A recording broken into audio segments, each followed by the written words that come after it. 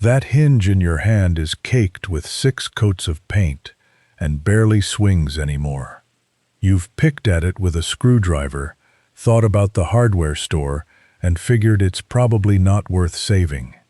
Here's what nobody tells you. You don't scrape that off, and you don't buy a can of stripper. You boil it. Paint is a film glued to the metal, and hot water swells it loose. Paint and metal expand at different rates, and the bond just breaks. A rag finishes the job. A can of stripper runs $25. It's nasty stuff, and it can pit good metal. A wire wheel rounds off every crisp edge the foundry cut. A new hinge from the store won't even fit the mortise. This one's worn into the door. I'm Artie Sterling. 30 years of shop class, 10 years before that as a finish carpenter, and I've boiled more painted brass than I can count. Now, before anything goes on the stove, one thing has to be said plainly, because I'd rather bore you with a warning than let you find out the hard way. If your house was built before 1978, that paint might be lead paint, and you treat it that way until you know otherwise. A lead test swab costs a few dollars at the hardware store. Swipe it on the paint, and it tells you in seconds. If it tests positive, or you'd just rather not risk it, do this outdoors, or in a garage with the door wide open, never in the kitchen. Use a pot or a slow cooker that never touches food again after this. A thrift store will sell you one for $4, and that's cheap insurance against a mistake. Keep the water at a low simmer, not a hard boil. Don't let it run dry, and don't stand over it breathing the steam. Wear gloves. When you're done, the water and the sludge get disposed of the way your town handles lead paint waste, not down the kitchen sink. And nobody pregnant, and no kids, anywhere near the pot while it's working. If all of that sounds like more than you want to take on this weekend, that's a completely fair call. Go buy the new hinge. I'd rather you make that choice with your eyes open than skip a safety step because you were in a hurry. Once you've squared that away, here's the job itself. Take the hardware off the door. A screwdriver, 30 seconds, and a little paraffin or a squirt of penetrating oil if a screw's rusted in, and drop it in the pot with enough water to cover it and a squirt of dish soap. Bring it to that low simmer and leave it 2 or 3 hours, checking once an hour. You'll see the paint start lifting at the edges, going soft and wrinkled, like old wallpaper left out in the rain. When it looks like that, fish it out with tongs. It's hot. And go over it with a rag or an old toothbrush.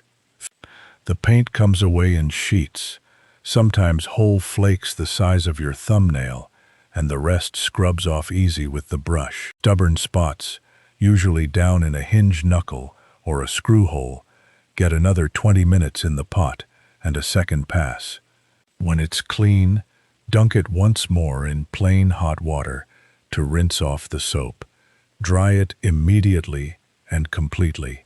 A towel, then 5 minutes in a warm oven or under a hairdryer, because bare steel starts flash rusting within the hour, and brass will spot if you leave water sitting in a corner of it. Don't set it down wet and wander off. Once it's bone dry, a light coat of oil, 3-in-1 or whatever's in the garage, keeps it that way and makes the screws go back in smooth. And here's the part that makes the whole job worth doing. Under that paint is very often solid brass or bronze, not the stamped tin they sell you now, and it's usually in better shape than anything on the shelf at the hardware store. Heavier in the hand, with a casting quality nobody bothers with anymore. A little polish, and it'll shine up like the day it was hung. More than that, it already fits. The screw holes, the mortise cut into the door edge, the exact reach of the latch, all of it was fitted to this hardware specifically, sometimes 100 years ago. A hinge or a latch you buy today is close, not exact, and you'll be filling old screw holes and fighting a mortise that's a 1/16 of an inch off. Do that across a dozen hinges and knobs at $10 apiece, and you've spent over $100 replacing something that came clean in a pot of water. Once you see paint that way, as a skin that heat and water can lift right off metal, you start noticing it everywhere in the house. Doorknobs, thick with paint from 40 years of repainting the trim around them, the rose and the shaft both caked solid. Window catches and sash locks, painted shut right along with the window itself, which is half the reason the window won't open. Cabinet latches and hinges in the kitchen, and drawer pulls on a dresser somebody updated with a paintbrush back in the 70s instead of taking 2 minutes to unscrew them first. Even a cast iron doorstop, a fireplace damper handle, or the brass corner guards on an old trunk. Same pot, same soap, same patience, every time, and every one of them is a piece you were about to replace for no reason. I had a boy one spring working on a screen door for his grandmother's porch. The hinges were painted shut solid, layered up thick from every summer somebody had repainted the trim and never bothered to pull them off first. You couldn't move them with a pry bar. He wanted to just buy new ones at the lumber yard, $12 for the pair, and call it done, which would have been a perfectly fine answer. But he'd mentioned the door had been on that porch since his grandfather built the place, so I told him to bring the hinges in Monday instead, and we'd find out what was really under there. We set an old crock-pot up outside behind the shop, because that's where a job like that belongs, filled it with water and a squirt of soap, and let it run all through his class. By the time the bell rang for the period, the paint had gone soft and was sliding off under a rag in long gray curls. Underneath was brass, dull and green in the corners, but solid, not a pit in it. He scrubbed it out himself with steel wool and a little polish until it came up warm and yellow, and put the hinges back on that same weekend. Told me later his grandmother didn't say a word about the paint being gone. She just stood there running her thumb over the hinge, back and forth, and smiled, because the door swung the way it had when she was a young woman on that porch.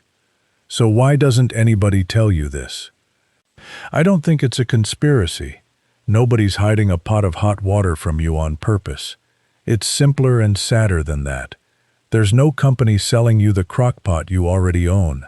There's a whole shelf of paint stripper at the hardware store, and every can on it has a marketing budget behind it, because buy the can is a thing you can print on a label. Nobody prints a label for use the pot in your cupboard and $2 of dish soap, so it fades out of a family the same way a lot of this knowledge did. A generation stopped standing at the workbench showing the next one. Nobody's hiding it from you. There was just never a dime in the saying of it. Now, the honest limits, because I'd rather you hear them from me than find out the hard way.